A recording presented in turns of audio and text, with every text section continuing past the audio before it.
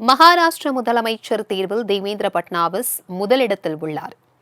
மகாராஷ்டிராவில் நடந்து முடிந்த சட்டமன்ற தேர்தலில் வரலாற்றில் இதுவரை கண்டிராத அளவிற்கு பாஜக தலைமையிலான மகாயுதி கூட்டணி வெற்றி பெற்றுள்ளது.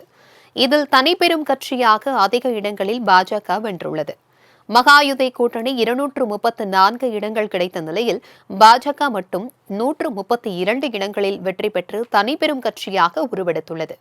ஏக்நாத் ஷிண்டேவின் சிவசேனா 57 தொகுதிகளிலும், அஜித் பவார் தலைமையிலான தேசியவாத காங்கிரஸ் 41 இடங்களிலும் வென்றுள்ளன.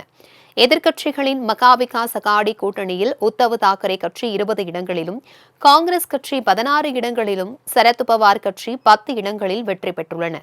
எதிர்க்கட்சி வரிசையில் எந்த கட்சியும் 28 இடங்களை பெறாததால் மராட்டிய வரலாற்றில் 60 ஆண்டுகளில் முதல் முறையாக எதிர்க்கட்சியே இல்லாத நிலை ஏற்பட்டுள்ளது.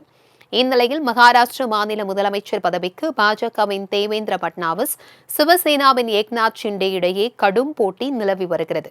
ஆனால் ஏக்நாத் ஷிண்டே, அஜித் பவார் ஆகியோருக்கு துணை முதலமைச்சர் பதவியை வழங்கிவிட்டு முதலமைச்சர் பதவியை தக்க வைக்க தனிப்பெரும் கட்சியான பாஜக திட்டமிட்டுள்ளது. தொகுதி பங்கீட்டை இறுதி செய்து வெற்றிக்கனியை பறித்ததில் பட்னாவிஸ் முக்கிய பங்காற்றியதால் அவர் மீண்டும் முதலமைச்சராக அதிக வாய்ப்பு ஏற்பட்டுள்ளது. முதலில் முதலமைச்சர், துணை முதலமைச்சர் பதவி ஏற்பார்கள் என கூறப்படும் நிலையில் அமைச்சர்கள் பிறகு அறிவிக்கப்பட்டு பதவி ஏற்கலாம் என தகவல்கள் வெளியாகியுள்ளன.